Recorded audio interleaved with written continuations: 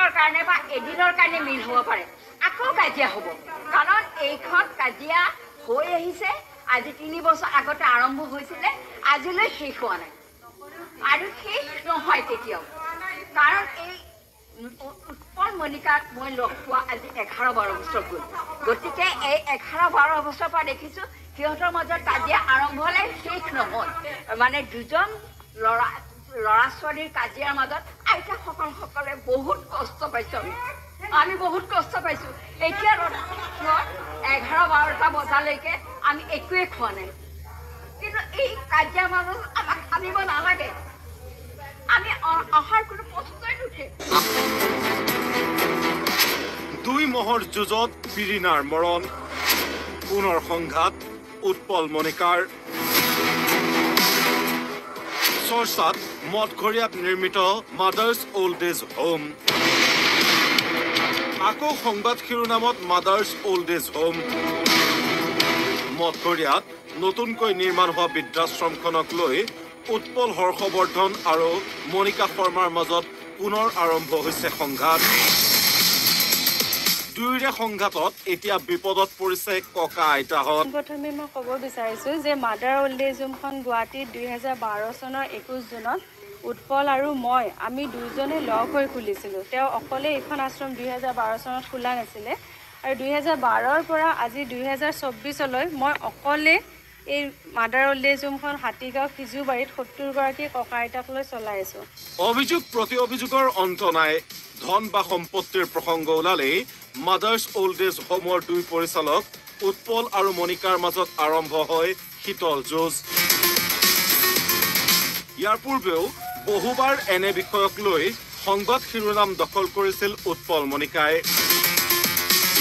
এইবাৰ চৰ্চালৈ আহিছে মঠঘৰীয়াত নিৰ্মীয়মান বৃদ্ধাশ্ৰমখনৰ ভূমি দিনৰ পৰা আগৰ পৰাই 2012ৰ পৰা খুব ধুনীয়াকৈ আশ্ৰমখন চলাই আছিলোঁ কোনো অসুবিধা হোৱা নাছিলে 2015 নে 16 চনত এই মাটিটো মঠঘৰীয়া মাটিটো আপোনাৰ এজন শুভাকাংক্ষীয়ে আমাৰ আশ্ৰমৰ নামত তেখেতে দিলে যিহেতু তেখেতক প্ৰথমে ময়ে এপ্ৰ'চ কৰিছিলোঁ আমি ভাড়াঘৰত বহুত অসুবিধাত আছিলোঁ দাদাজন আমেৰিকাত থাকে তেখেতৰ মাক আমাৰ লগত আছিলে এলজাইমাৰ পেচেণ্ট আছিলে গতিকে তেওঁ যিহেতু কোনো ভাই ককাই নাই তেওঁ আমেৰিকাত আছিলে তেওঁক ময়ে ফাৰ্ষ্ট এপ্ৰ'চ কৰিছিলোঁ যে মাদাৰ অল্ড এজ হোমৰ নামত আপুনি যদি মাটিখিনি আমাক দি দিয়ে তেতিয়াহ'লে আমাৰ সুবিধা হয় দাদা আমি বহুত কষ্টত আছোঁ ভাড়া দিব পৰা নাই বহুত অসুবিধা মাদাৰ অল্ড এজ হোমৰ আগত এটা কি আছে এই পিছত এটা এই ইউনিট অফ মনালিছা ছ'চাইটি প্ৰত্যেকটো হেৰিতে দেখিছে আপোনালোকে কিন্তু তাৰপিছত কি হ'ল আমাৰ ভাগ হৈ গ'ল আমি এই ঘৰটো আমাৰ আশ্ৰমৰ বাবে দিলে আৰু দিয়াৰ পিছত আমি তেওঁলোকক 47 লাখ টকাও দিছে বহুতে জানে বহুতে নাজানে আজি মিডিয়াৰ জৰিয়তে কৈছোঁ যে তেওঁলোকক আমি 47 লাখ আৰু হেৰিখিনি কৰোঁতে 3 লাখ মুঠতে 50 লাখ টকা তেনেকৈও গৈছে শনিবাৰে নিশা পৃথকে পৃথকে অৰ্ধনিৰ্মিত বৃদ্ধাশ্ৰমখনত ককা আইতাসকলক লৈ প্ৰৱেশ কৰে মণিকা আৰু উৎপলে মণিকাৰ অভিযোগ 7 বছৰৰ কষ্টৰ পাছত মঠঘৰীয়াৰ মাটিখিনি লাভ কৰিলোঁ 50 লাখ টকাৰে ক্ৰয় কৰা মাটিখিনিত ৰাইজৰ পৰা সংগ্ৰহ কৰা ধনেৰে গৃহটো নিৰ্মাণ হৈছে ৰাজ্য চৰকাৰৰ সমাজ কল্যাণ বিভাগে আবণ্টন দিছিল 50 লাখ টকা মনালিছা ছ'চাইটি অল্ড এজ হোমটো হ'ব নোৱাৰে কাৰণ মনালিছা ছ'চাইটিয়ে তেতিয়া কোনো অল্ড এজ হোম কৰা নাছিলে আণ্ডাৰত মনালিছা ছ'চাইটিৰ আণ্ডাৰত মাদাৰ অল্ড এজ হোমখন চলিহে আছিলে গতিকে মই এইটো বিচাৰোঁ চৰকাৰে হওক বা যোনে নহওক ৰাইজে বহুত কষ্ট কৰি 10 টকাৰ পৰা লাখ টকালৈ আমাক দান দিছিলে social welfare minister Pramila Rani ব্ৰহ্ম বাইদেউ সন্মানীয় তেখেতে আমাৰ গোটেইখিনি নিউজ চাই মাটিটোৰ দাম 50 লাখ ছ'চিয়েল ৱেলফেয়াৰৰ পৰা বহন কৰিছে চৰকাৰে বহন কৰিছে আৰু ওপৰৰ ছেকেণ্ড ফ্ল'ৰত কোনো থাকিব পৰা ব্যৱস্থা হোৱাই নাই এতিয়ালৈকে আৰু আমি জানিব পৰা মতে 1,50,00,000 প্ৰায় 50 লাখ টকা শেষ হোৱা বুলি গম পাইছোঁ বৃদ্ধাশ্ৰমখনৰ নাই নিজা বেংক একাউণ্ট যাৰ বাবে মনালিছা ছ'চাইটিৰ নামত থকা একাউণ্টত ৰাইজৰ পৰা লোৱা বৰঙণিৰ ধন জমা হৈছিল ইয়াত এখন আন আশ্ৰম হ'ব বুলি শুনি অৰ্ধনিৰ্মিত আশ্ৰমখনলৈ গুচি আহিলোঁ এই ভাষ্য মণিকা শৰ্মাৰ অলপ আগতে ইয়াৰ পৰা মই আজি দুপৰীয়া সময়ত 2টামান বজাত ইয়াৰ কৰ্মচাৰী নিপেন বুলি তেখেতৰ নাম তেখেতে মোক কৈছিলে যে ইয়াত আপোনাৰ মানে কৰ্মচাৰী আইতাবিলাকক লৈ আহিব আৰু ওচৰ চুবুৰীয়া মানুহে কৈছে যে কাম লাগি আছে তুমি এবাৰ আহা। মই যেতিয়া আহি দেখিলোঁ চাৰিওফালে মানে বিচনা পাতি বহাবৰ কাৰণে একদম চাফ চিকুণ কৰি গোটেই ঘৰ ৰেডি কৰি আছে। মই লগে লগে আৰু তেওঁলোকে যদি মানে আহিব যুঁজা কৰা নাছিলে, মই আহিলোঁ বুলি তেওঁলোক কিয় আহিলে? তেওঁলোকে মোৰ ওপৰত ব্যৱস্থা ল'ব লাগিছিলে আইনীভাৱে যে মণিকাই কিয় সোমালে, কমিটি এখন আছে ব্যৱস্থা ল'ব লাগিছিল। তেওঁলোকে গোটেইখিনি মানুহ কেনেকৈ সোমালে?